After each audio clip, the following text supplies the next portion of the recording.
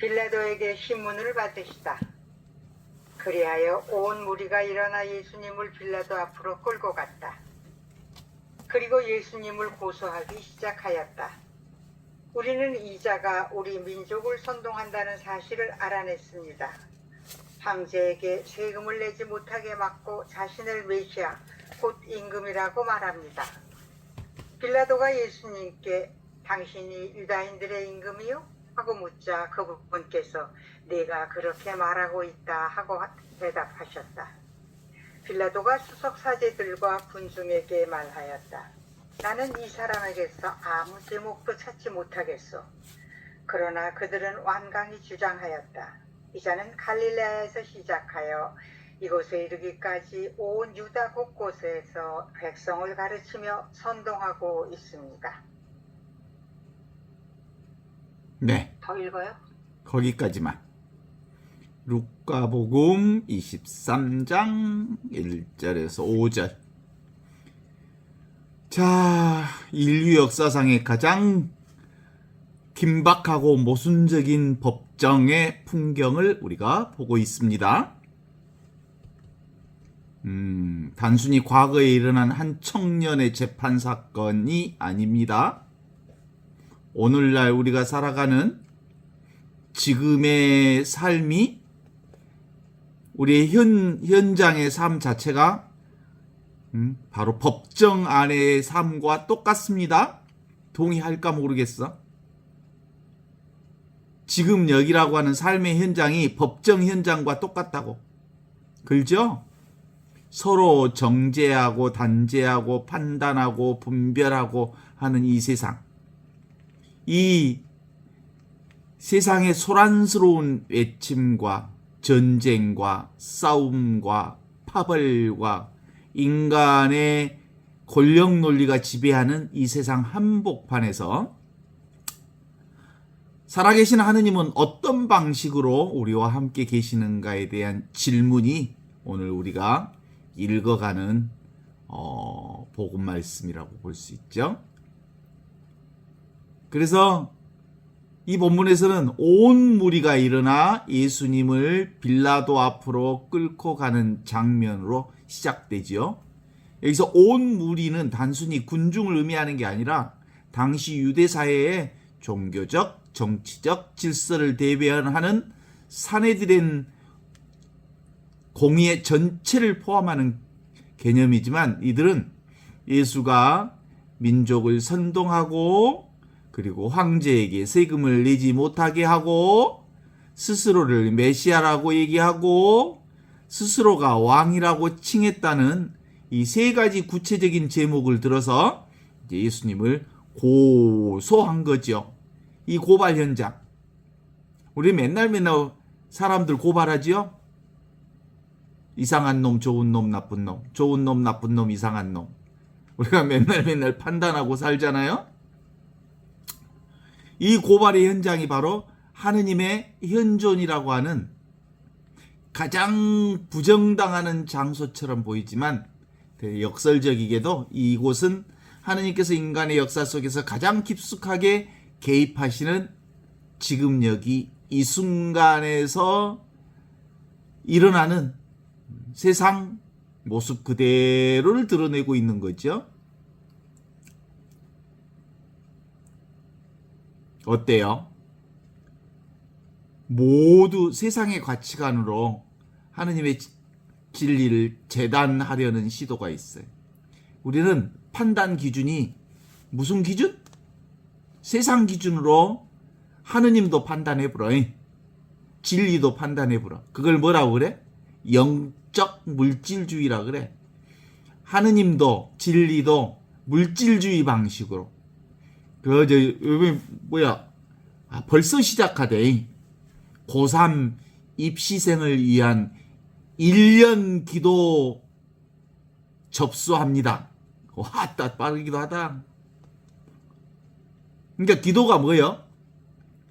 1년 내내 아들 대학 합격하기 위해서 기도 접수를 받습니다. 라고 하는 게 기도라고 하는 것이 아들 대학교 합격시켜주기 위한 수단으로서 작용하는 것이니까 영적인 것을 물질적인 것으로 인간의 가치관으로서 기도 방식을 이용하는 거예요. 어때? 대부분 그렇지 않습니까? 많은 경우가 이게 구복신앙이라고 일변 얘기하지만 복을 비는 것, 나를 위해서 하느님이 뭐 좀 더 다른 사람보다 더 많은 거 줬으면 좋겠다. 건강도 더 해줬으면 좋겠다. 남 말고 나를 중심으로. 그러니까 내가 중심이 되니까 저기 이란이나 그런 데서 폭파하는 사건들은 내일 같지가 않아. 나를 중심으로 해서 아주 멀리 떨어져 있잖아. 내 옆에 사람들이 죽었다 그러면 오메 큰일 났을 것이다. 그런데 저기 멀리 이란에서 수백 명이 죽었다 그래도 별로 느낌이 안 와. 왜 그럴까? 아주 간단해. 자기 중심으로 보니까 그래. 그러나 하느님의 중심으로 보면 지금 여기 이 순간 텅 비어 있는, 그러면서 모든 것을 알아차리는 이 의식의 장으로, 생명장으로, 또는 하느님의 눈으로 바라보면 누가 다친 거야? 우리 모두가 다친 거지요. 우리 모두가 아픈 거지요. 그래서 특히 세상 가치관으로 하느님을 재단하려는 시도, 이게 오늘 복음의 핵심입니다. 특별히 선동한다고 하는 의미의 디아스트레폰타라고 하는 토기장이의 손에서 그릇이 일그러지는 것을 뜻하는데, 유대 지도자들은 예수가 백성의 마음을 비틀어 놓았다고 주장한 거예요. 지기들 눈으로 보니까 예수가 아주 지길 놈이지. 그렇지만 하느님의 현존의 눈으로 보면 이 비틀림은 오히려 죄로 일그러진 인간의 본성을 하느님의 원래 창조의 목적대로 다시 빚으시는 하느님의 거룩한 과정이라고 말할 수 있죠. 그러니까 우리가 경험하는 삶의 모든 경험들은 늘 항상 언제나 찬란하게 비춰지시는 하느님의 사랑의 은총을 경험하는 거거든요. 수고하고 무거운 짐을 지는 사람들은 다 내게로 와라. 수고하고 무거운 짐 진 사람들의 특징이 뭘까? 자기가 대장이라고 여기면서 사는 사람들은 다 나에게로 오너라. 내가 너희를 편히 쉬게 하리라. 내 짐은 가볍고 내 멍에는 편하다. 그러니 나에게로 와서 배워라. 여기서 말하는 내 멍에, 나에게서 배운다, 이 말은 현존의 삶을 살아라. 현재 지금 여기서 살아있는 하느님의 생명장, 하느님의 의식의 장, 텅 비어 있으면서 모든 것을 알아차리는 이 영원한 생명의 장에서 보면 아무 일이 없는 거다. 그래서 어떤 것도 끌려다니지 않으면서, 걸리지 않으면서 당당하게 삶을 사는 방법, 그건 자기 중심의 삶을 내려놓으면 정말 편안하면서 끌려다니지 않으면서 온전한 자유를 살 수 있느니라, 이런 말씀을 하신 거죠. 우리가 삶의 위기 속에서 비난하고 고립될 때 그 자리는 하느님의 손길이 우리를 새롭게 빚으시는 가장 강력한 현존의 자리가 된다는 사실을 이 복음은 말씀해 주고 계셔요. 가장 아프고 가장 힘들고 가장 고통스럽고 가장 살기 힘들 그때가 가장 은총이 많은 때예요. 그래서 우리가 사순절을 뭐라 그래? 은총의 시기라고 그러잖아요. 에? 은혜로운 사순시기. 왜 은혜로운 사순시기라 그래? 고통의 현장을 직접 경험할 때 비로소 고통 현장 그 자리가 은총 현장 그 자리다, 이렇게 바라보는 기간이 사순절이기 때문에 말씀하는 거죠. 그러니까 루카복음 전체를 관통하는 중요한 신앙적인 핵심은 오늘이라는 거예요. 오늘 구원의 현재성이 드러나는 오늘, 지금. 그러니까 바로 지금, 바로 여기, 바로 이 텅 비어 있으면서 모든 것을 알아차리는 공, 허, 없이 계시는 하느님, 그 자리가 바로 그 자리에서 우리의 십자가의 고통을 아주 리얼하게 경험할 수 있는 거예요. 예수님은 공생활을 시작해서 오늘 이 성경 말씀이 너희가 듣는 이 가운데서 이루어졌다라고 선포하셨습니다. 십자가 위에서도 오늘 내가 나와 함께 낙원에 가리라 하신 말씀이 기억나시죠? 지금 여기에 이를 뜻하는 라틴어 hic et nunc, 영어로 here and now라고 하는 이 현존 영성은 하느님을 과거의 유물이나 미래의 약속으로 유배시키지 않고 바로 지금, 바로 여기, 바로 이 순간 생생하게 살아있는 현실 속에 그분을 만나는 신앙, 그것이 현존하시는 그리스도의 신앙이다, 이렇게 볼 수 있잖아요. 빌라도 앞에 선 예수님은 과거의 애언이 현재 사건으로 변모하는 현장 중심 안에 서 계심을 보여주는 말씀이에요. 하느님의 현존은 우리가 특별한 노력을 기울여 도달해야 하는 그런 경지가 아니어서 우리가 이미 하느님의 은총 안에, 하느님의 사랑 안에, 하느님의 의식 안에, 하느님의 축복 안에 푹 잠겨져 있는 근원적인 바탕이라고 말할 수 있죠. 앙르소 신부님께서는 하느님의 현존으로 들어가라, 꿈에서 깨어나라, 지금 여기 이 순간이라고 하는 표현은 일종의 한순간도 하느님의 현존 밖으로 나갈 수 없다는 것을 지적하는 거예요. 우리는 한순간도 현존을 떠날 수 있는 존재는 일도 없사니 우리는 누구나 다 이 하느님의 사랑 안에 살고 있고, 하느님의 은총 안에 살고 있고, 하느님의 축복 안에 살고 있고, 하느님의 자비의 바다 속에서 붕덩 빠져서 살고 있어요. 오로지 지금 이 순간 나를 둘러싼 모든 상황 속에서 그분은 이미 여기 계심을 알아차리는 것, 이것이 바로 빌라도 앞에 서 계시는 예수님이 보여주시는 현존의 상황을 드러내 보여주고 있는 거지. 빌라도는 어때요? 현실 인식이 정치적 이해관계와 로마법이라고 하는 현실 인식을 가지고 예수님을 어떻게 봐요? 호기심과 두려움이라고 하는 방식으로 보고 있죠. 유대 지도자들은 어떻게 볼까요? 율법이라고 하는 문자, 율법이라고 하는 계명을 중심으로 해서 그들의 기득권을 유지하는 현실 인식을 바탕으로 해서 예수야말로 진리를 애곡하는 놈이다 라고 예수를 심판합니다. 이게 바로 현존을 거부하는 모습이죠. 그러면 예수님은 어떻게 보는 거예요? 예수님의 근본 인식 구조는 하느님의 뜻과 하느님 나라가 그분의 인식 지평의 중심이 되어 있는 거예요. 하느님 아버지의 뜻과 하느님 나라가 어디 있어? 현존이 모든 인식의 중심이라고 보는 거예요.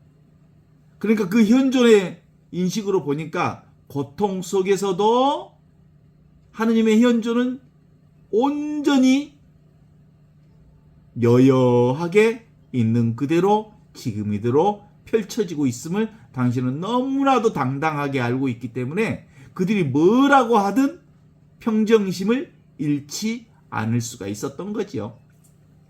현대인들은 늘 미래 걱정, 또 계획해야 될 미래의 일들을 계획하고 과거를 후회하고, 그래서 지금이라고 하는 이 시간들이 쪼개져서 지금을 잘 못 살아. 뭐가 이렇게 바쁜 거. 그냥 지금 이 순간만 전념하면, 지극정성하면 그뿐이라니까? 아무것도 할 것이 없다니까? 지금 할 수 있는 일에 최선을 다하는 것.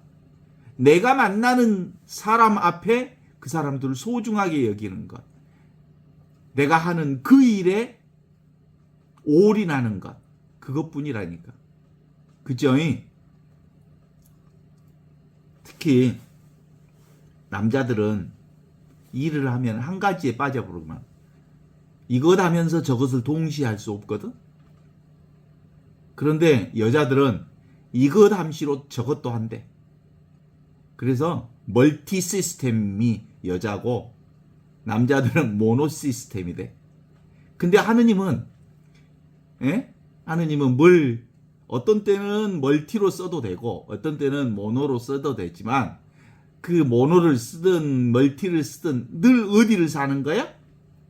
현존, 지금, 여기, 이 순간을 사는 거지. 그래서 빌라도 법정에서 일어난 신문을 한번 보면 오늘날 우리 각자의 양심 안에서 매일같이 벌어지는 사건과 유사합니다. 세상의 가치관이 우리를 고소하고 판단할 때 우리가 그 소란에 휘말리지 않고 내면의 현존 안에서 걸림없이 당당하게 그 자리에 서 있을 수 있을 때 지금 여기라고 하는 이 순간이 어떤 상황을 맞이해도 낙원이고 하느님 나라인 거예요. 그렇지 않습니까? 별 상황을 다 경험해도 흔들리지 않을 수 있는 이유는 지금 현존밖에 없다니까. 루카복음 23장 3절에서 빌라도의 질문이 있습니다. 예수님을 향한 빌라도의 질문. 네가 그렇게 말하고 있다. 이 짤막한 답변을 하신 뒤에 빌라도의 질문에 예수님이 네가 그렇게 말하고 있다라고 하는 이 말, 이어지는 수많은 비난 속에서 침묵하십니다. 침묵은 무력함이 아니죠.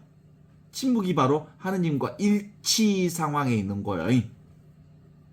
침묵의 하느님, 아무것도 없는 하느님, 모양도 없는 하느님, 그리고 소리도 없는 하느님, 맛도 없는 하느님, 냄새도 없는 하느님, 아무것도 아닌 하느님, 이 무력함, 아무것도 아닌 그 상태의 하느님의 현존을 드러내는 가장 강력한 방식이 뭐냐면 침묵이다, 이런 거예요.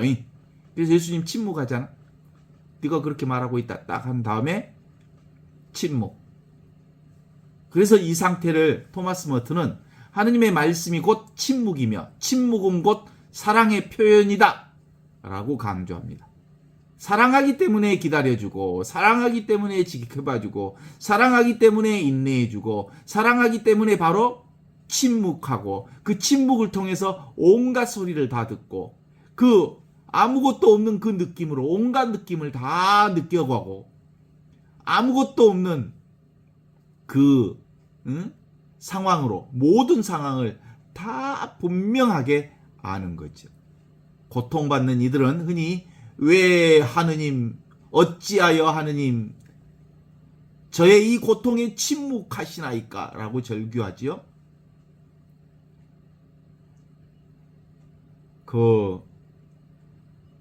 우리들에게 응답하소서. 귀먹은 하느님, 우리 기도 들으소서. 그렇게 우리가 귀먹은 하느님, 눈먼 하느님, 외면하시는 하느님처럼 보이지만 그건 인간의 생각.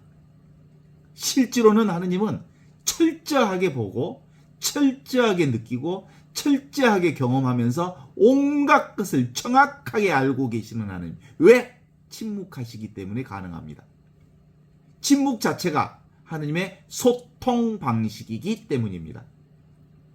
엘리자의 예언자가 만난 하느님은 강한 바람이나 지진이나 불 속에도 계시지 않고 조용하고 여린 소리 속에 계셨다고 증언합니다. 이 미세한 소리는 문자적으로는 슬퍼하며 낮은 신음소리를 의미하게 하는데 바로 이 하느님께서 우리의 고통 곁에서 함께 아파하시는 침묵으로 연대하고 계십니다. 우리가 화려하고 멋지고 또 찬란하고 휘황찬란한 상황들만 좋아하면 가난한 사람들의 목소리를 도무지 들을 수가 없어요. 부자와 나자로의 얘기에서도 오늘 복음 말씀에서 나오잖아. 부자가 왜 나자로를 외면했을까? 물질 중심, 눈에 보이는 것, 상 중심에, 소리 중심에, 그리고 귀 먹었기 때문에 그래. 권력자들이 귀 먹은 첫 번째 이유가 뭔지 아시죠? 윤석열을 통해서 우리가 다 들어왔죠. 주변에 있는 참모들이 한마디를 안 해. 왜냐하면 싫어하니까. 그런데 마침 이재명 정부는 자신들의 참모 속에 자신에게 그 비판할 수 있는 사람들을 곳곳에다가 집어넣어놨대. 자신을 분명하게 보고 분명하게 잘못된 것이 있으면 비판할 수 있도록 나를 비판하라. 이렇게 해서 곳곳마다 자신을 비판할 수 있는 사람들을 집어넣어놨다는 거예요. 그래서 믿을만해. 그렇죠? 본당 신부 해봐서 알아. 본당 신부한테 아부하고 본당 신부님 최고라고 하고 우리 신부님 나한테 우리 신부님은 팔방미인이야. 못하는 게 없어. 뭐 노래도 잘하고 목소리도 좋고 뭐 그림도 잘 그리고 뭐 글도 잘 쓰고 정말 못하는 게. 와, 그럼 맨 처음에 그런 얘기 하지 마세요. 해놨다가 한두 번 더 하면 진짜 내가 글도 잘 쓰고 뭣도 잘하고 진짜 팔방미인처럼 착각하게 만들어. 그래서 나중에는 그런 얘기 안 하면 혹시라도 나한테 귀에 거스리는 말을 하면 싫어. 왜 그랬을까? 왜 그래? 귀에 좋은 소리만 듣고 입에 좋은 것만 달달한 것만 먹고 귀에 거슬리고 입에 거슬리는 것들은 싫어했기 때문에 뭐가 없어져 버렸어. 작은 소리, 비판의 소리, 가난한 사람들의 신음소리, 어려운 사람들의 소리는 도무지 귓전에 들러오지 않아. 대부분 그런다잖아. 골프장 가갖고 신부님들이 골프장에서 골프 치면서 무슨 누구하고 골프 쳐?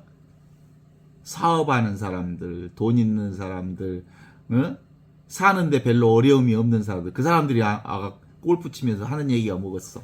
아이고, 노동자들 때문에 요즘에 우리 회사 해먹을 수가 없어라? 그러면 그래요. 왜 근다요? 뭐 노동자들 비판을 엄청 했겠지? 그러면 귓속에 무슨 소리가 들려있어? 노동자들, 부자들 소리가 가득 들어있기 때문에 도무지 그 다음부터는 가난한 사람들의 소리가 귀에 들어오겠어? 눈에 오겠어? 그래서 사람이 누구를 만나느냐에 따라서 어떤 사람이 될 것인가가 결정되는 거야. 그래서 침묵의 소리, 작은 자들의 소리, 소리 없는 소리에 아주 예민하게 반응할 수 있으려면 본인이 침묵 중에 조용한 작은 소리도 들을 수 있는 그런 힘이 있어야 돼. 안 그럴까? 그런 점에서 빌라도 앞에서 침묵을 보인 예수님 한번 봐봐요. 세상의 공격적인 언어 질서에 완전히 균열을 냅니다. 빌라도는 예수님의 침묵에 당혹해합니다. 오히려 그 침묵 속에서 세상의 어떤 왕보다 더 위대한 권위를 느낍니다. 일상 안에서도 말이 넘치는 세상 속에서 침묵을 지키는 것은 하느님의 현존을 증언하는 행위가 되는 거죠.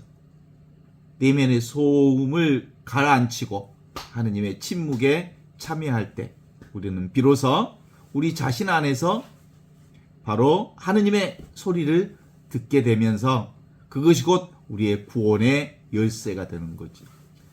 하느님의 현존의 소리는 언제 들리는 거야?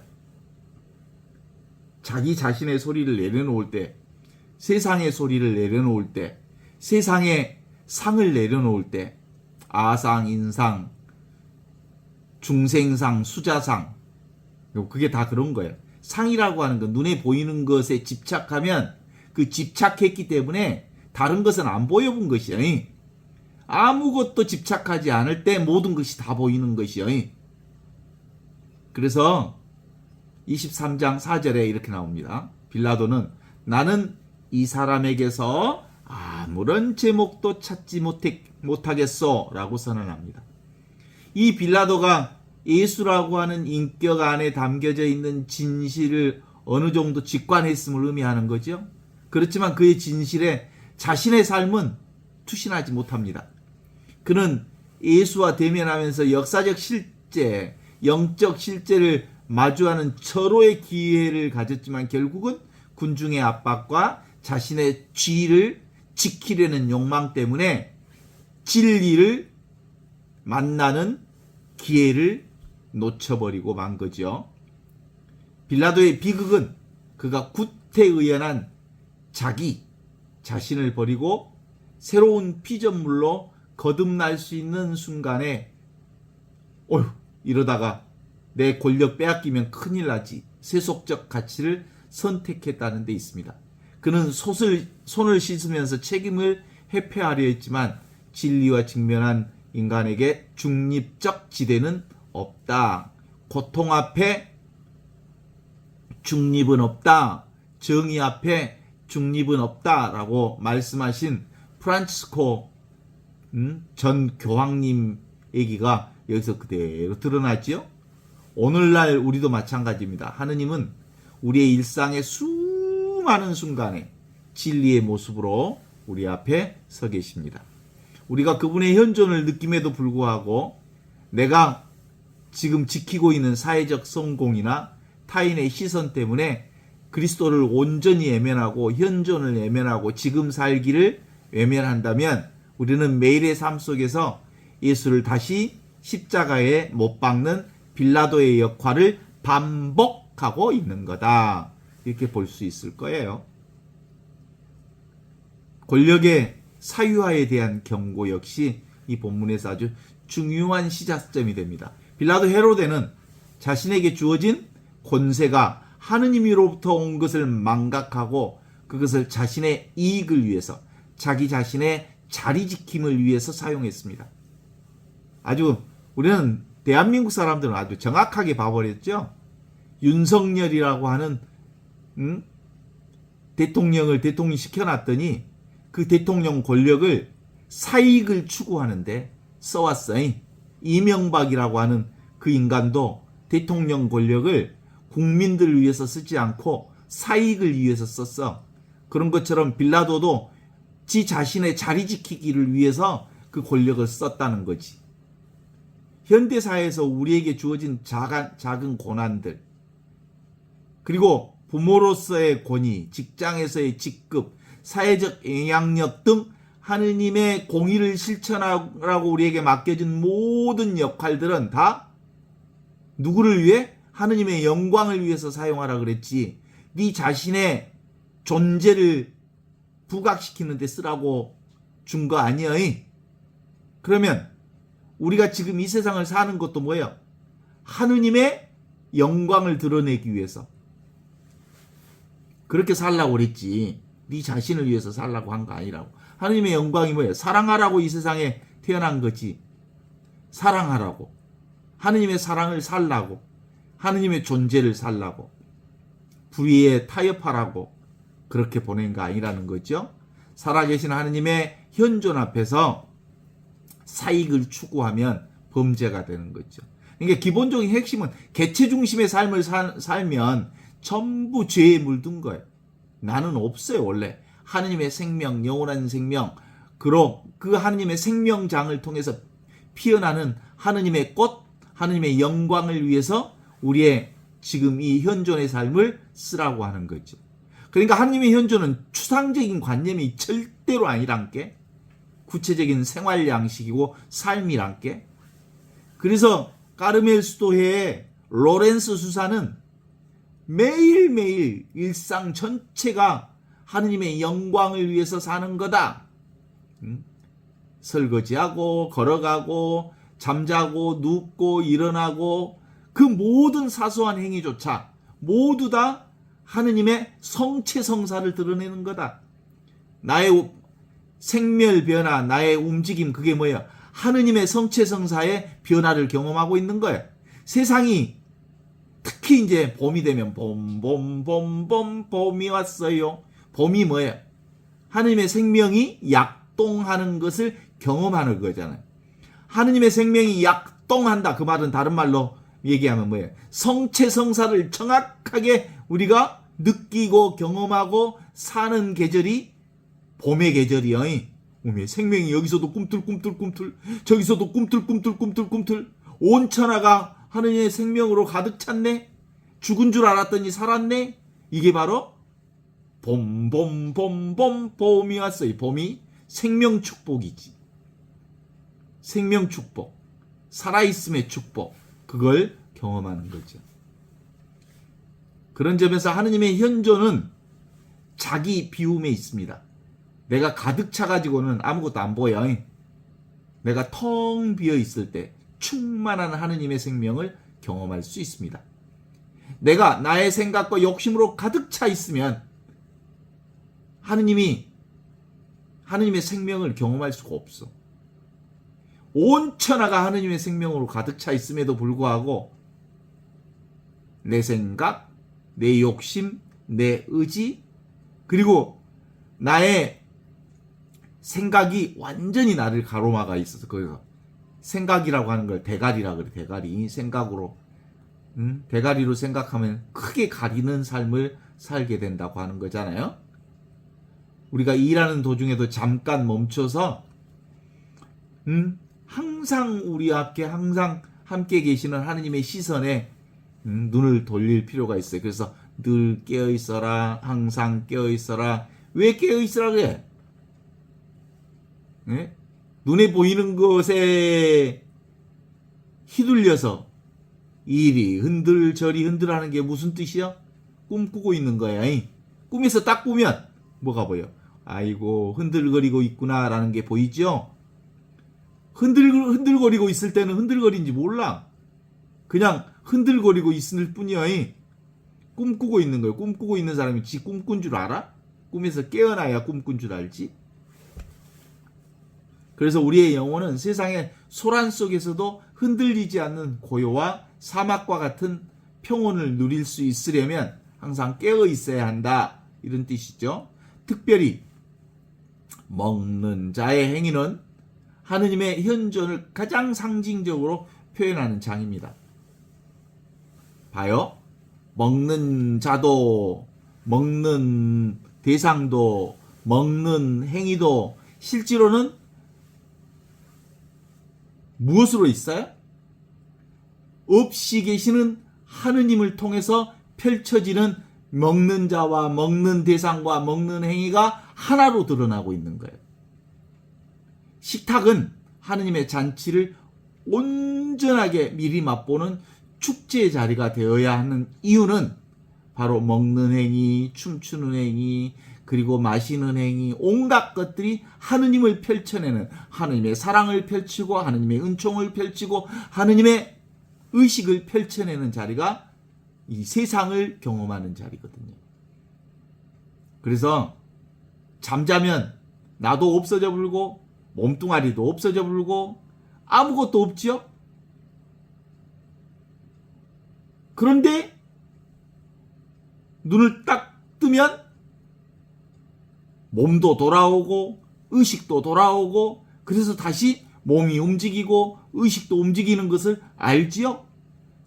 몸은 잠자고 깨어나고 그리고 의식은 자고 깨어나고 하겠지만 늘 이렇게 보고 있는, 없이 계시는 하느님, 진짜 항상 언제나 영원한 생명으로 존재하는 이 하느님은 어떤 상황에서도 우리를 떠나 있지 않는 현존으로서 지금 여기를 임마누엘 하느님으로 함께 계셔 주십니다.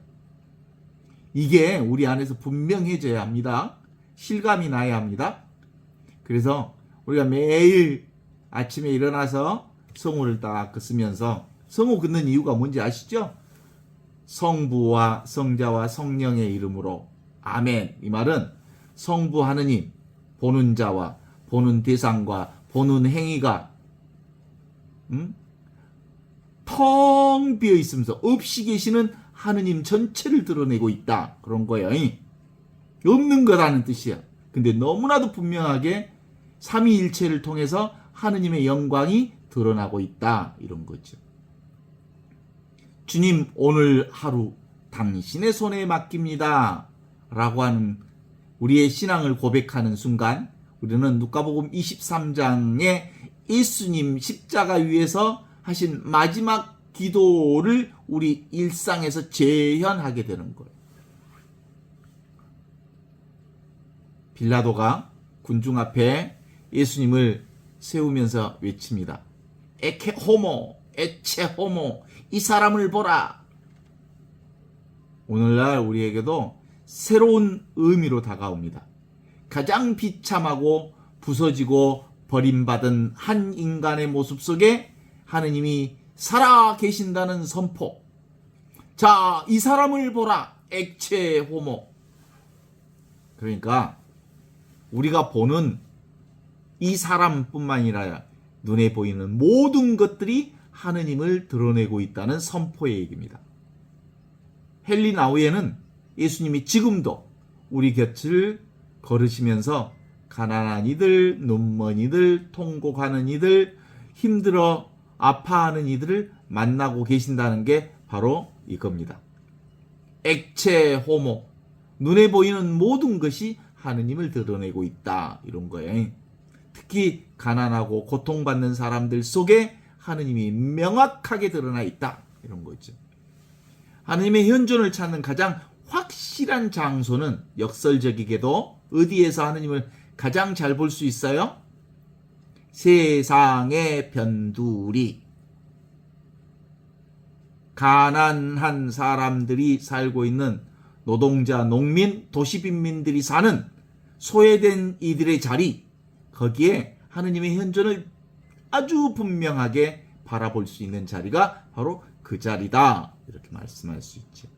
우리가 고통받는 이웃들의 얼굴을 외면하지 않고 그들의 신음소리에 귀를 기울일 때 우리는 빌라도가 보지 못했던 진리의 실체를 마주할 수 있습니다. 아벨의 피가 땅에서 울부짖을 때 우주를 잠잠케 하여 그 소리가 들리게 하던 하느님은 오늘날에도 말을 잃어버린 이들의 침묵 속에서 우리에게 말하십니다. 우리가 타인을 대할 때 바로 이 연민의 자리, 이게 바로 하느님의 자리. 우리의 심장은 하느님이 머무시는 지성소가 될 것입니다. 지금 여기가 바로 하느님이 살아계신 자리. 타자를, 이웃을 경쟁의 대상이나 이용의 도구로 보는 게 아니라 하느님의 현존을 담고 있는 거룩한 성전으로 대할 때 우리의 일상은 비로소 천국을 변합니다. 그러니까 빌라도 법정은 뭐라고요?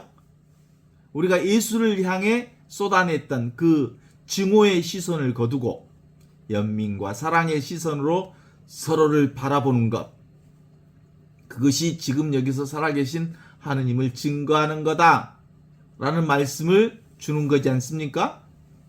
빌라도 법정, 이 세상 안에서 가난한 사람들이 빌라도 법정에 서 있는 예수님처럼 서 있다니까요. 그리고 아파하고 힘들어하고 어려워하는 세상 안에 빌라도 법정에 서 있는 것처럼 예수님이 그 자리에 서 있다니까요. 빌라도 법정에서 끝나지 않고 오늘날 우리의 삶으로 끊임없이 이어진다는 것을 이 복음은 우리에게 드러내고 있습니다. 우리는 날마다 세상 가치로서 진리를 고발하고 진리를 밟아버리고 진리를 없애려고 하는 이 소란스러운 현장 속에 살고 있지만 오늘의 이 본문이 기쁜 소식인 이유는 뭐예요? 이 부조리한 재판의 현장 안에 하느님이 너무나도 분명하게 현존하신다는 사실을 전하는 완벽한 복음이에요. 예수를 죽이는 자리가 무슨 자리? 하느님의 현존 자리다 이런 거예요. 결국 하느님의 현존을 경험하느냐 그렇지 못하느냐는 우리가 어떤 시선으로 현실을 바라보느냐에 달려 있습니다. 빌라도처럼 권력과 야망의 눈으로 세상을 본다면 하느님은 죄인처럼 묶여 침묵하는 무능한 존재일 뿐만 아니라 믿음의 눈으로 지금 여기를 응시하면 묶여 계신 그분이 오히려 온 세상을 자유케 하시는 생명의 근원이 되는 거죠. 오메오메예요. 오늘 아주 이란의 테헤란을 미국이 불바다를 만들어버리더만 실제로는 그 미국이라고 하는 이 시대의 악마가 이란 테헤란을 불바다로 만드는 그 현장에 너무나도 분명하게 살아계시는 하느님. 우리의 일상이 비록 고달프고 부당한 대우를 받는 빌라도의 법정처럼 지금 온 세계가 전쟁이라고 하는 정말 말도 안 되는 끔찍한 현실 그 자리가 바로 하느님이 현존하시는 자리라 이거죠. 그 자리가 지금 여기서 이루어지는 자리죠. 그때 예수님은 뭐라고 해요? 너희가 듣는 이 가운데서 하느님 나라가 이루어졌다 이렇게 선언하십니다. 2000년 전 얘기가 아니라 바로 오늘 우리들의 이야기. 전쟁이 빗발치는 지금 세계 안에서 드러나시는 하느님의 현존의 이야기. 지금 여기서 내가 경험하는 하느님의 현존의 이야기. 우리가 서 있는 바로 그 자리, 우리가 겪고 있는 바로 이 아픔의 한가운데 살아계신 하느님이 현존하심. 그분은 멀리 계시지 않을 뿐만 아니라 우리가 생각하는 것보다 훨씬 더 우리 곁에 함께 계시는 임마누엘 하느님으로 계십니다. 그 살아계신 현존을 믿고 의지하면서 오늘 또 우리의 삶의 법정에서 평화를 증언하는 증인으로 살아가는 건 현존을 사는 일 그 밖에 다른 게 없습니다. 하느님이 뭔지 아십니까? 하느님은 너무나도 분명하게 지금 여기와 같이 현존하는 하느님으로 드러나 있습니다. 하느님이 실감 나십니까? 하느님 있는 그대로 받아들일 수 있으십니까? 이 텅 비어서 허하고 공하고 없이 계시는 이 하느님을 통해서 세상의 온갖 것들이 이렇게 펼쳐지고 있죠. 산하대지, 전쟁과 배신과 그리고 환경, 지구 환경 위기 속에 하느님의 현존은 너무나도 분명하게 이렇게 살아계십니다. 우리가 알 수 없는 이것을 하느님은 눈에 보이는 현상이 아닌 눈에 보이는 현상을 드러내는 없이 계시는 분이 위치 없는 참사람으로 매 순간순간마다 나와 함께 이렇게 살아계신 거지요. 그래서 하느님이 실감 나십니까? 라고 해서 하느님이 너무나도 분명하게 실감 나는 사람은 이제 인생, 내가 산다는 인생 그런 거 없어 이제. 내 인생을 사는 게 아니라 그리스도의 삶을 사는 거야. 나는 없어. 모든 나를 통해서 이루어지는 모든 일들이 다 그리스도가 하시는 일이니까 일생패골. 일생 나는 없어. 나는 이미 사라졌어. 그리스도가 나를 살고 있는 거다. 어때? 동의하십니까? 하느님의 성품으로 사시죠. 영원히 모르는 하느님. 모르는 줄 아는 하느님. 그쵸? 허공에다가 허공을 합치면 뭐가 돼? 허공이 되지. 물에다가 물을 합쳐도 물이지. 모든 것을 다 합쳐도 다 없이 계시는 하느님을 통해서 드러나는 세상 일들이죠. 파리라는 놈이 싱 여름에 이제 곧 더워지면 파리라는 놈들이 방에 왔다 갔다 할 것인데, 파리 잡는 방법으로 뭐 갖다 놓거든요. 끈적이 끈끈이 딱 붙여놓으면 싱 돌아다니다가 끈끈이에 붙으면 다 달라붙지. 그리고 밥통에도 앉아있고 파리가 달라붙지 않는 데가 없을 만큼 여기저기 달라붙어서 상가시게 하는 데가 이제 파리가 있어요. 그렇지 않습니까? 그럴 때 파리가 달라붙지 못하는 곳이 있어. 어디 파리가 못 앉을까? 허공에는 앉을 수가 없어. 그래서 바로 앉을 수 없는 자리, 앉아서는 안 되는 자리, 앉을 수 없는 자리, 그게 바로 허공이 허공. 그래서 출애굽기 3장 2절에 모세의 떨기나무 불꽃을 바로 여기는 거룩한 자리 너는 신발을 벗어라 하면서 떨기나무를 가장 가까이 이어서 이렇게 들여봤더니 떨기나무가 타지 않아. 근데 불꽃이 있어. 불꽃이 타는데 떨기나무가 타지 않아. 이게 바로 하느님의 본성을 너무나도 명확하게 드러내 보여주셔서 깜짝 놀랐습니다. 당신 누구십니까? 나는 바로 있는 바 그대로 나다. 여기는 거룩한 자리니 신발을 벗어라 라고 얘기하십니다. 그죠?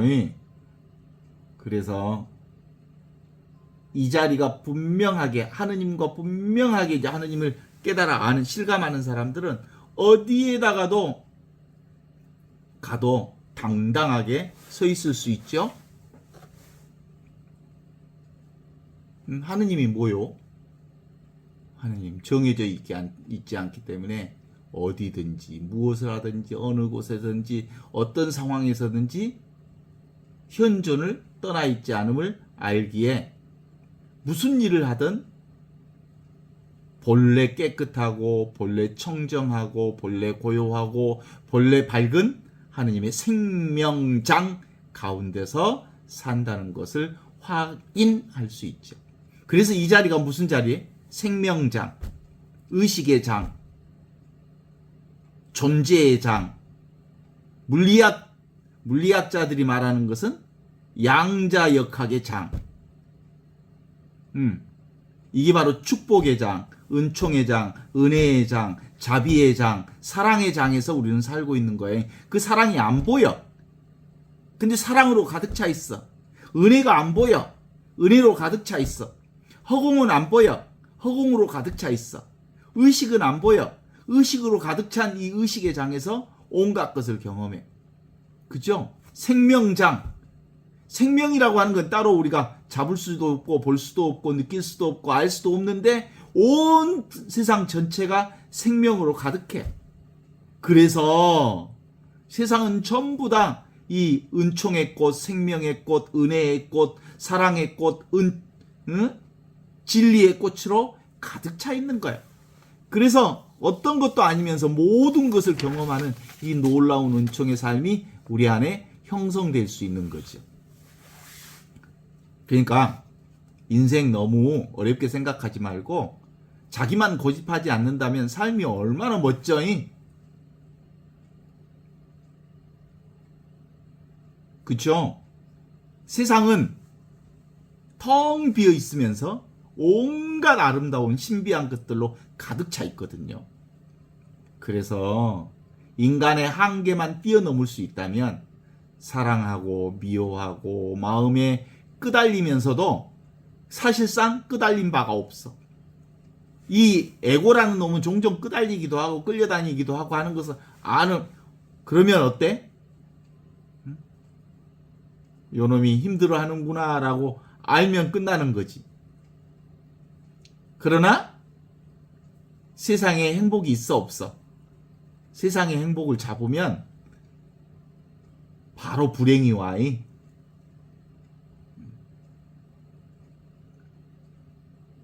오고 가는 것, 피고 지는 것, 생멸하는 것, 생로병사, 생주이멸, 파도처럼 출렁출렁 하는 것들이 파도를 잡을 수 있어? 전부 바다인데? 오직 바다뿐, 하느님뿐, 하늘뿐, 없이 계시는 하느님뿐. 그래서 only one, 이 하나밖에 없는 하느님을 살아가면 생로병사 우비고내 생주이멸 생멸하는 세상 온통 것들을 보면서 그래요. 어때? 아무것도 아닌 줄 알면 충분하게 감사하게 즐기면서도 그것에 속지 않는 지혜가 우리 안에 있어서 삶이 꽤 괜찮아져요. 봐봐요.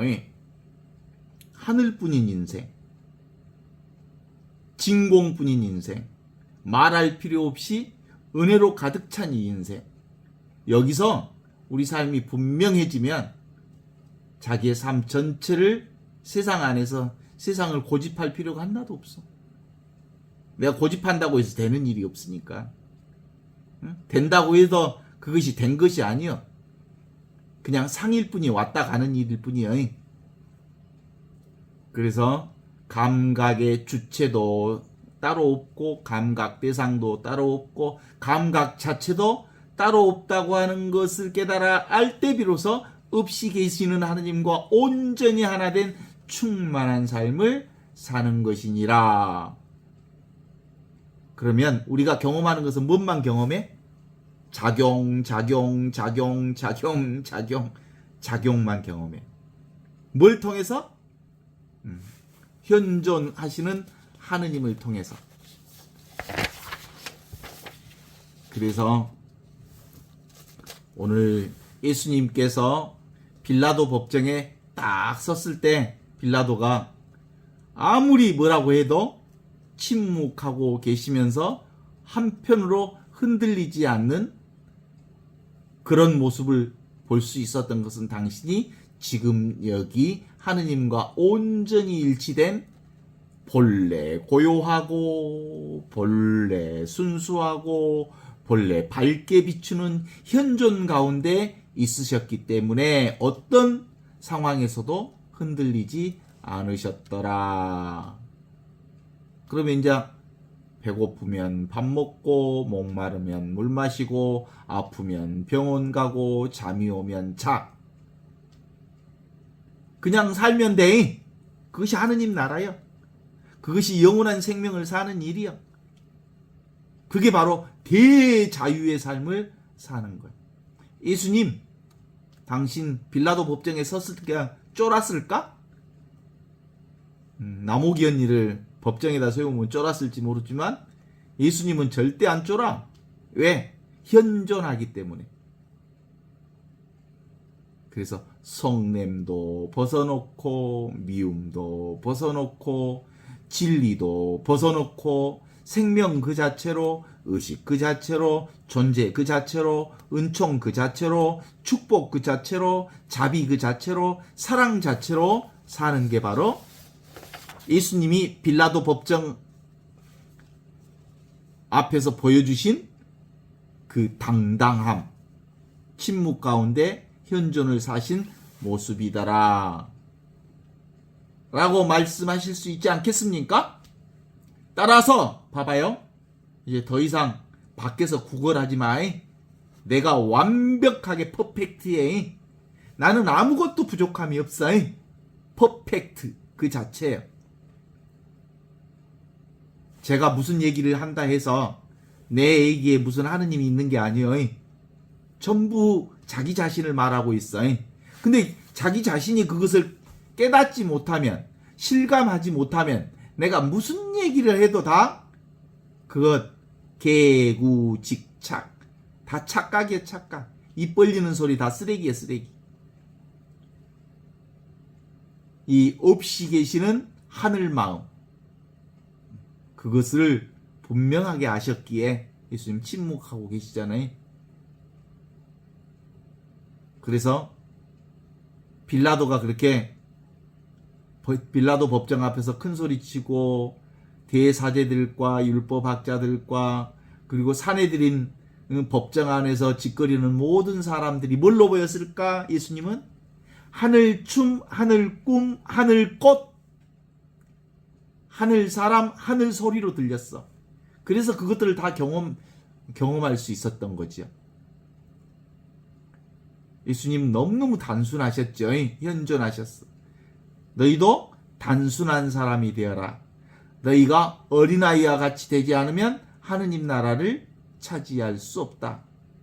즐겁게 노는 어린이처럼. 그렇게. 어린이의 핵심은 뭐예요? 그냥 이 순간만 사는 거. 생각 없이 지금 이 순간이 전부라는 걸 아는 모습. 그것이 빌라도 법정 앞에서 서 있던 예수님의 모습과 어린아이의 모습과 똑같은 거지요. 우리는 원래부터 공수래 공수거 빈손으로 왔지라잉. 그러니까 이제 빈손으로 가지라잉. 그러니까 나의 본 모습이 뭐요? 빈손이지라잉. 그러니까 나의 본래 면목, 본래 얼굴이라고 하는 것은 허여 허. 공이여 공. 없이 없는 데 계시는 하느님이 나의 본 성품이여이. 그렇게 침묵하고 그냥 바라볼 뿐이여이. 오늘 여기까지 하겠습니다.